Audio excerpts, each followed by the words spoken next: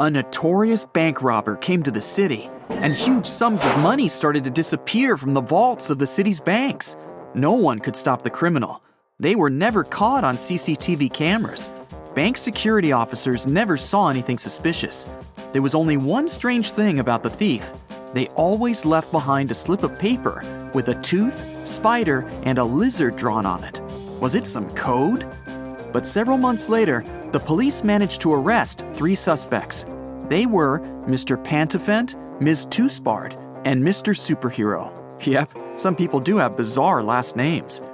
Who is the infamous bank robber?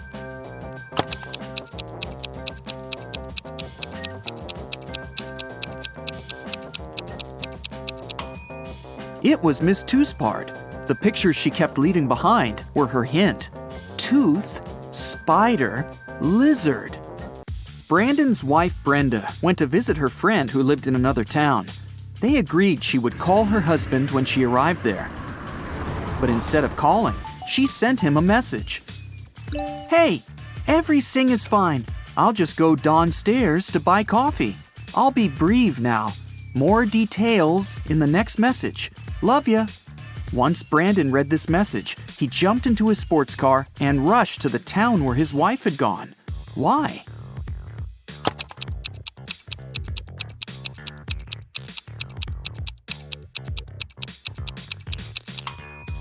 Brenda isn't simply terrible at spelling.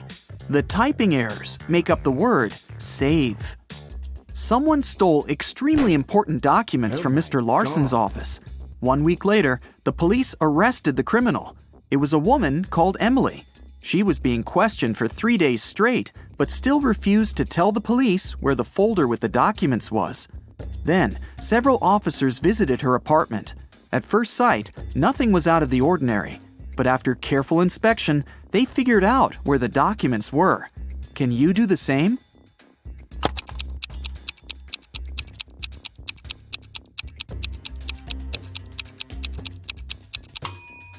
One floor tile seemed to be loose.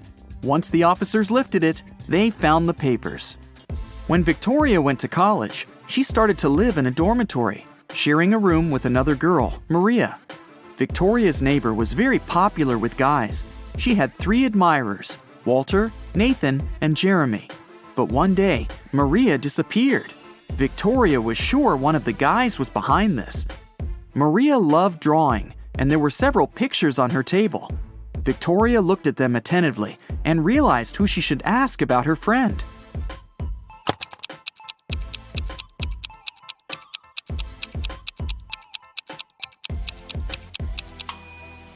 Jeremy must know something. Look at the pictures. A jacket, yo-yo, mouse, earth, rocket, and elephant.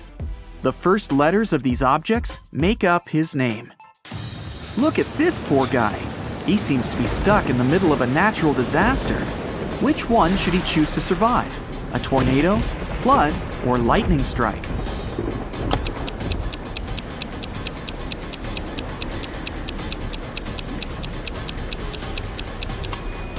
The only place where the guy might find some kind of shelter is a high hill behind his back.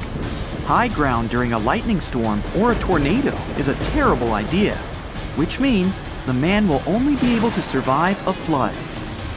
Carl was a rich man who had 2 adult sons, Ethan and Christian. They all lived in one house. One day, Carl saw that his most expensive ancient Chinese vase was missing. The only people who were at home the night before were his sons.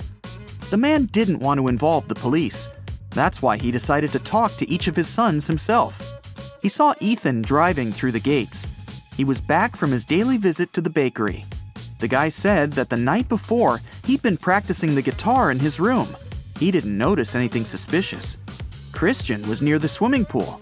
He told his father, "Now I understand. Yesterday I saw Ethan. He was putting some box in the back seat of his car. It must have been the vase."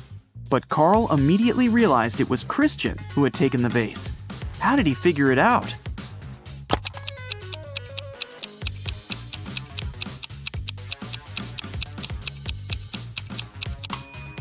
Ethan drives a sports car. It only has 2 seats. He couldn't have put the box in the back seat. It means Christian is lying. Jack and Deborah lived in a pretty small house near a forest. One day, the man went for a walk and never came back.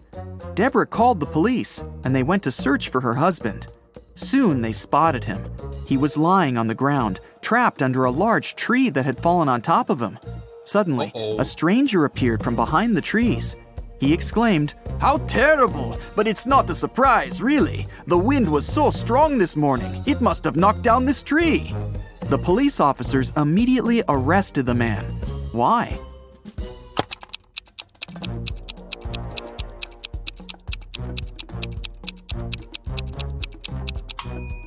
The tree doesn't look broken by the wind. It looks as if someone cut it down. It was an unusually snowy winter. Detective Adam Davis was walking home from his office when he saw a young woman. She was carrying 2 large bags. For some reason, the girl seemed suspicious to the detective. He came up to her, showed her his badge, and asked what she had in her bags. "Oh, I'm going on vacation. That's just some stuff I'll need there." And still, Adam called for backup and arrested her. Why?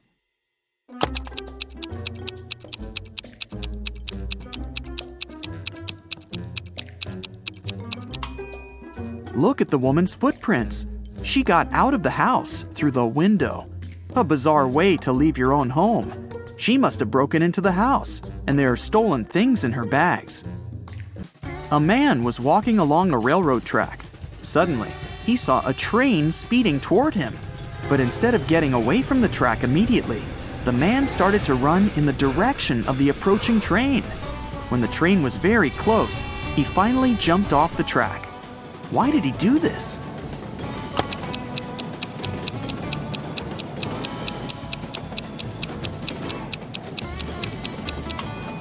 When the man saw the train, he was on the bridge. He couldn't leave the track right away, and the nearer end of the bridge was closer to the oncoming train. Ryan worked as a cook's assistant in Mr. Miller's house. One day, the man's competitors promised Ryan to pay him a huge sum of money if he poisoned the rich businessman. Ryan waited until the cook took a day off. Then he made dinner for the whole family, Mr. Miller, his wife, and their 2 children. Each family member ordered a different dish. Ryan only poisoned the one the businessman was going to eat. You can save Mr. Miller if you guess which dish is his. Keep in mind that Donna, the man's wife, is a vegan. The businessman himself loves meat. Kira, the daughter, is on a diet, and Amy can't eat sugar. So, which dish did Ryan make for Mr. Miller?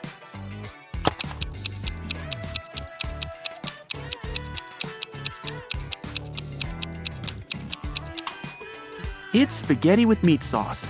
Congrats, you saved Mr. Miller. 4 girls were driving to a party. At some point, the one who was behind the wheel failed to control the car and crashed into a tree. Luckily, everyone in the car was wearing seatbelts, so no one was hurt. But when the police arrived, none of the girls wanted to admit she was the one who was driving. The officers examined the car and looked around, and in no time, they knew which girl was lying. Can you figure it out?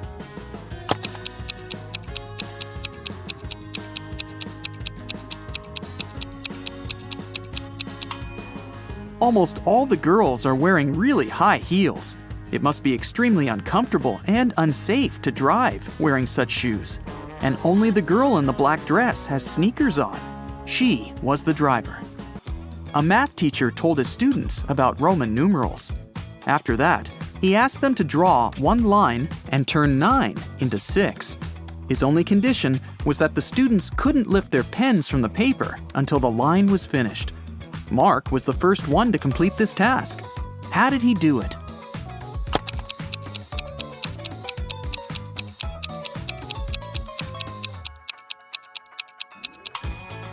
He drew the letter S in front of IX and got 6. Jeffrey was brought up by his grandfather, who was a billionaire. Unfortunately, the guy didn't seem to know the value of money. The elderly man worried about his grandson. He told Jeffrey he would stop giving him money until the guy got married. It meant that Jeffrey had to forget about his fun life.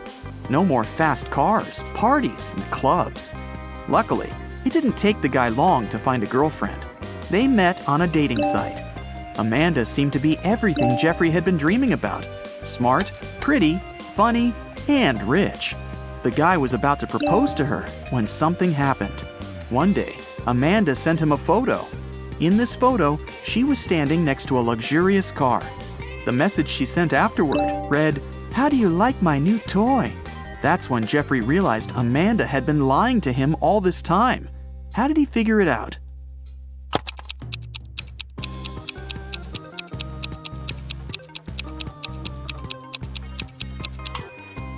The girl is wearing a badge in the photo. She must be working at a car dealership, not buying extravagant cars. There was a blackout in the city, but a bus driver still noticed a dog on the road. He managed to stop in time not to hit the animal. How come?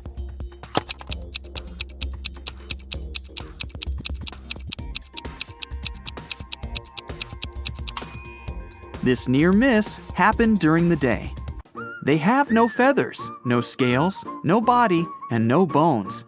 And yet, they have fingers and thumbs of their own. What are they?